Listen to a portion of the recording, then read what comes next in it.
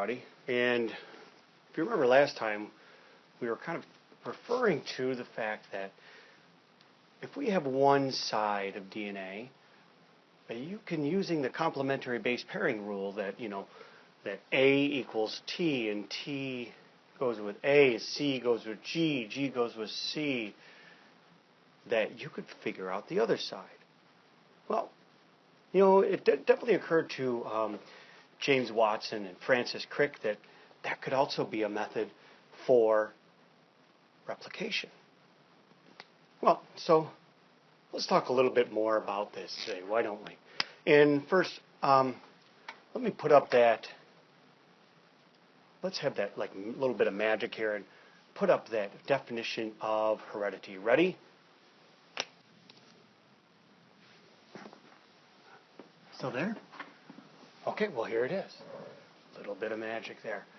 Okay, so let's talk about reliable. This term reliable, a reliable way, we've got to be able to get it over there in a reliable, and that means consistent, always the same fashion. So how are we going to do this? All right, well, what's reliable about it? DNA replication. So I'll put this a little bit off to the side there. Ooh, I see you're doing a little bit of Halloween action there. This looks like blood. All right, so if I talk about this, we're going to say DNA replication. And that's really the name of this video here, DNA replication. And what is DNA replication? It's the ability to copy one strand, or one, let's say, double strand of stranded DNA to make a second double strand.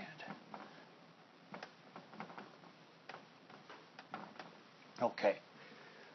So you want to remind you that, if we think about the cell cycle, and if you remember the cell cycle, we've got like mitosis here, and we have this kind of big cycle that goes around here, and it's during like this first phase here, we have G1, a lot of growth, S for synthesis, and then G2 down here. So it's during this phase, the synthesis phase, that DNA is replicated.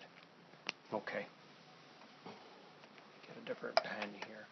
And so if you remember, when we go through DNA replication, we have a single chromatid, one chromatid, which really represents, in a lot of ways, a double helix DNA strand. Okay, and then we change that into one chromosome with two chromatids. Okay, and now we're talking about two exact copies of DNA.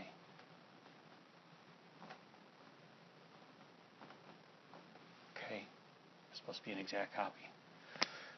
And each of one of these, so this one is here, and this one is here. It's all coiled up in there, in that double strand.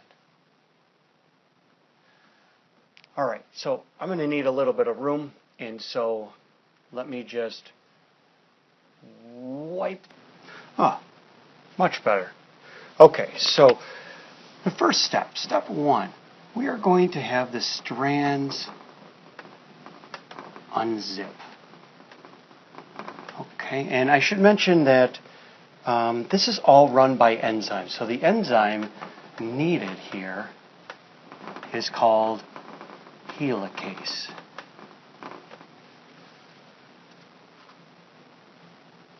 So helicase is going to go through and kind of separate the nucleotides. Remember, the nucleotides are the nucleotide here and another nucleotide here. Okay, that could be maybe an A over here and a T over there. And reminds me, you know where they discovered nucleotides? They washed up on the beach. So the only molecule that washes up on the beach. Get it? Nucleotide. Anyway, so these will split down the middle, and that's done by helicase. They unzip the DNA. Which reminds me of a really bad joke, and that is why are helicase a lot like perverts? Well, they both want to unzip your genes. Anyway, back to this. So now what happens, let me put some letters in here. Let's say A, T, T, A, C, C, G, G, and we put them, yeah, we'll just keep going. A, and T, T. Okay, so now we have the second step. And step two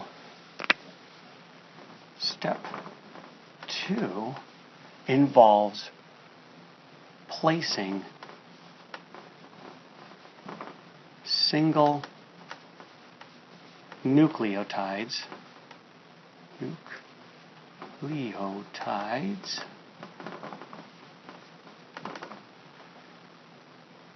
into their proper location. And so what is their proper location? Their proper location is following those base pairing rules. Remember, A goes with T, C goes with G. All right, so here we go. So I know that a T is going to be here. And I know that an A will be here, and I know that a C will be here, and I know a C will be here, and an A will be here, and another A will be here, and I'm going to be saying on the other side here, A, T, G, G, T, and T. Okay, and you might be saying, well, what's with this dashed line? Well, the dashed line leads us to our very next step, and our very next step is step 3. Step 3 involves sealing the sides of the ladder. Okay. Oh, and I totally forgot here. Let me go back here. So, again, this here is accomplished by what's called DNA. This is the enzyme. DNA polymerase. To polymerize something means to add subunits together. And over here, let me get my right pen here. This is the enzyme. It's called ligase. Okay, it seals or ligs them together. I don't know if that's the correct terminology, so I'm just going to say it's just sealing them all together. Okay, and so if you look, AT, TA, GC, TA, they're exact copies. They are exact copies of the DNA. That's exactly what we wanted. We wanted a reliable method to pass this on, to pass these coded instructions on to the next generation. And there we have it. 3 simple steps.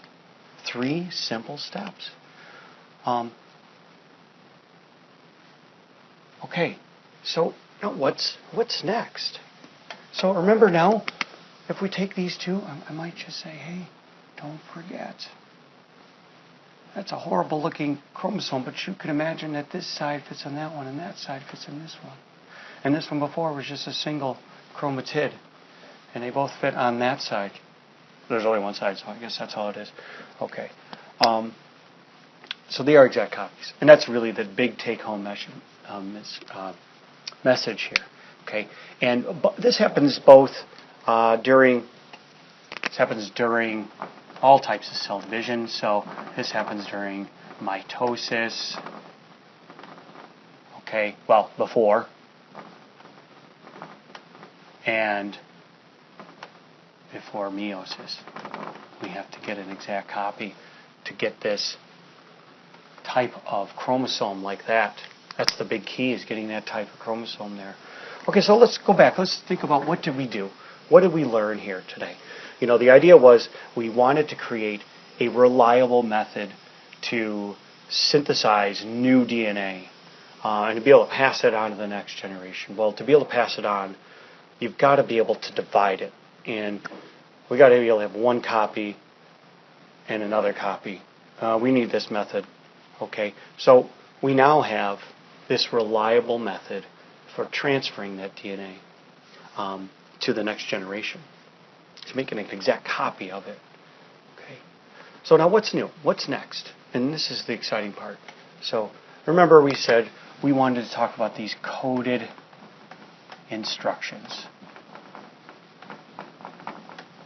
Okay, and how do we take those coded instructions and make them into a trait?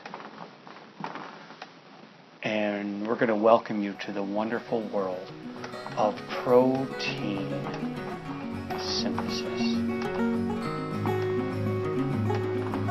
I hope that helps. And make sure you come back for the next lesson.